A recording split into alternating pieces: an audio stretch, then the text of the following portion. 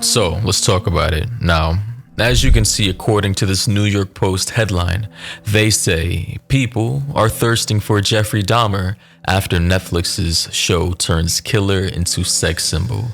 And at first, I really didn't care that much, as I didn't think it was that serious, as we all know that fangirls and fan clubs were made after serial killers in their honor after these serial killers have killed multiple people and ruined the lives of not only their victims, but of their friends and family members. I mean, it's not really anything new or something that we haven't heard of before. But based on the online responses from people who have seen the fan edits and the collages made of Evan Peters, which is the actor who is playing Jeffrey Dahmer in this Jeffrey Dahmer documentary type Netflix show, you can tell that a lot of people are angry and are outraged, and rightfully so. And there was some other controversy surrounding this Netflix series being tagged as LGBTQ on Netflix, and some people from that community getting angry at the fact that that tag was attached to the series when most of them meant that Jeffrey Dahmer, or if not all, that Jeffrey Dahmer killed were gay. So it's obviously LGBTQ, but obviously people only want representation when it's good,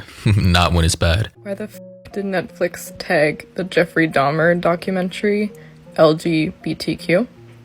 Like, I know it's technically true, but this is not the representation we're looking for. Well, it happened, and you have to accept that it is a part of LGBTQ history. I believe Jeffrey Dahmer killed 17 black men specifically, and a lot of them, if not all, were gay. So this was definitely a heavy impact to the LGBTQ community. And I see no reason as to why that tag shouldn't be there, as it is educational and people should be aware of what happened in a specific community based on, Jeffrey Dahmer's sexual orientation that I believe he struggled with, along with the victims that he was actually targeting. But I digress. According to headlines and according to posts that I've seen, there's been this uptick after this Jeffrey Dahmer series has been released of, and I quote, bizarre fan-made Jeffrey Dahmer edits from the Netflix series, where people are making edit collages. You've seen it in the past before, where people are using specific phone apps to create fan-made edits and collages, grabbing screenshots from the series and kind of splicing them together with, pop music and doing the little 360 flips with the hearts. And I'm sure most of you know exactly what I'm talking about. But based on this post from Lillian on Twitter, she said hundreds of people are saying that they feel sorry for Jeffrey Dahmer, and obviously this is going to be mostly girls. I'm sure there's a sprinkle of gay men in there as well, but we obviously know who the main culprits are. But she goes on to say that these people said that they would write letters to him, being Jeffrey Dahmer, if he was alive, and that he didn't hurt his victims that much. And in these screenshots that she linked from their TikTok pages, in one it says, "Why do I feel sorry for Jeffrey Dahmer?" In another, in the comment section, it said, "Jeff was a good man, and that's why he gave the men quick deaths, because he didn't want to hurt them. I cried when he died." Another one from another girl, she says, "But he didn't hurt them bad. It was just drugging and strangles them, I thought." And another comment from this woman, she says, "Me to wish he was still alive. I'd definitely write to him." And there was a sub comment from another woman who said, "I said this to my mom as well. I can't help it." So clearly we can see there's a lot of mental illness going on here. And in fact, here's one of these fan-made romantic TikTok edits posted by Lillian from the Jeffrey Dahmer series. Check it out.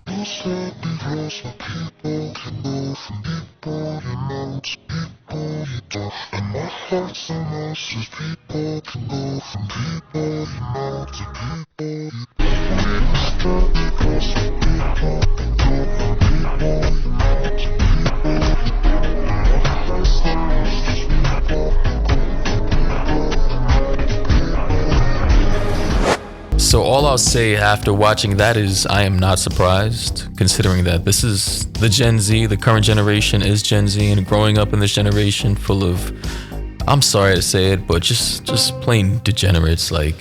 I feel like my generation is completely detached from reality, and because, relatively speaking, in comparison to a lot of the atrocities that happened in the 20th century with all the serial killers and World War I, World War II, famine, financial crises, disease, all this other stuff that a lot of us have never got to experience. When we are reminded even about 9/11 and the nearly 2,000 people, I believe, who died on that day, we tend to make memes about this stuff. We joke about it. I'm not sure if it's some kind of coping mechanism or it's because we've never really been through any true hardship like that, where thousands of people around us are dying and you never know if you're going to see your loved ones tomorrow. But yeah, I am not surprised that there are people out here making romantic fan edits about a literal serial killer who killed 17 people, specifically black gay men, because he couldn't deal with the insecurities of himself being a gay man, I believe, in the other various mental illnesses that he was going through at the time.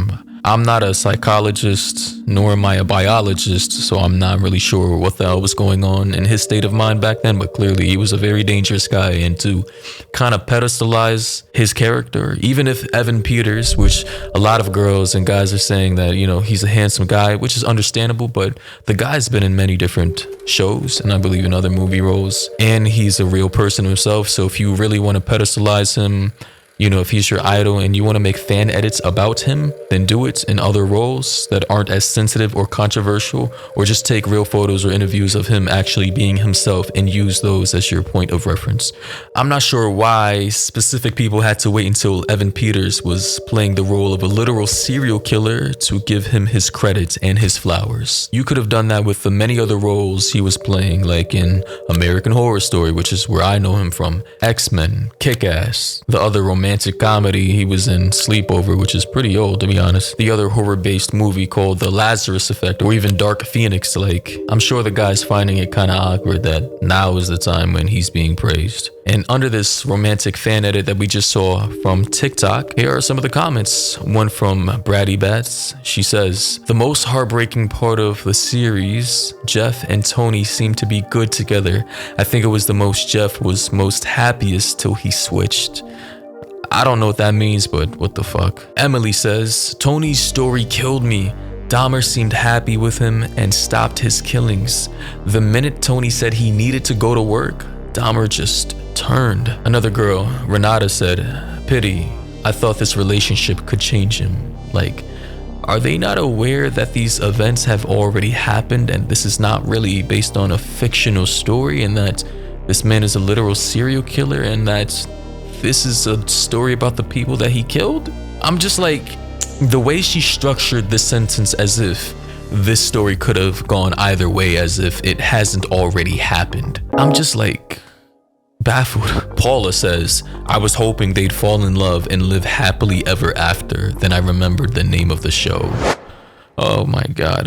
You see, like, I'm not even phased about these comments, but it's just like, for people who aren't in this world, or aren't exposed to the fan clubs and the fangirls who simp and lust after these serial killers, I can see how outraged they might be by reading these comments. Keep in mind, I am used to this stuff. This does not faze or shock me at all. As I've said 1,000 different times before, I am completely desensitized to all of this.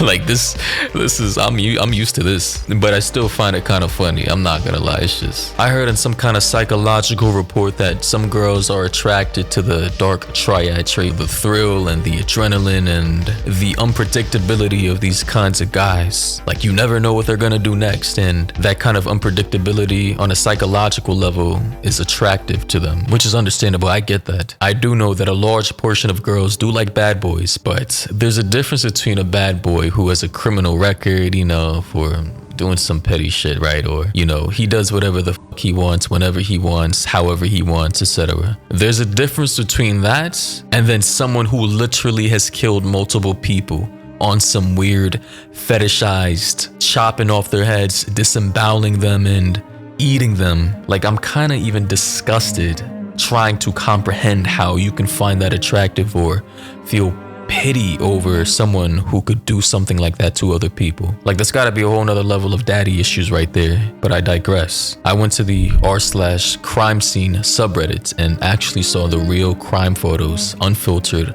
uncensored, of Jeffrey Dahmer's victims. And I'm not going to be able to show it in this video. I'm going to censor it out, but I will kind of describe what I'm seeing here. And I have seen a few episodes of the Jeffrey Dahmer reenactment docuseries. And based on the photos that I'm seeing, it seems like Netflix has nailed a lot of the details, especially with the atmosphere, the dirty carpets, the blue buckets, the weird concoctions in glass bottles. This photo right here, I especially think is pretty eerie, you know, considering what happened here in this room based on the episode that I saw with Evan Peters, reenacting him on the bed with one of his victims watching something, and you can see the blood stains and the expression on the actor who was playing the first victim, I believe. It was, honestly, shout out to the cast. They did a wonderful job. But yeah, this photo that I'm seeing, this guy is laying on his back.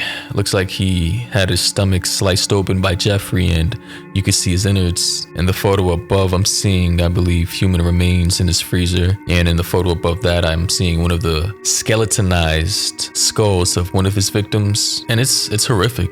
I'm not gonna lie. And another photo that I'm seeing, completely censored, by the way. One of his victims is kinda laying on a bed, arched over, backwards, with his arms protruding out on a dirty, bloody bed. I'm not entirely sure if he's headless or not, but this is definitely something that looks like it was pulled straight out of a horror movie. It's absolutely appalling. In another photo, I'm seeing a young black man, his head on a counter, beheaded, with his two hands chopped off, laying right next to his hand. And his mouth is open, with a chopped off piece of his genitals to the right of his head. And I'm not gonna lie, if I wasn't experienced or exposed to the true crime stuff that I usually talk about, this is something that I wouldn't even be able to talk about, much less look at. And the last photo that I'm seeing are just some of his other victims laid out, I believe. In the few episodes that I've seen from the Jeffrey Dahmer docuseries, he does like to, you know, take pictures of his victims before and after they're dead. And just with all that in mind, it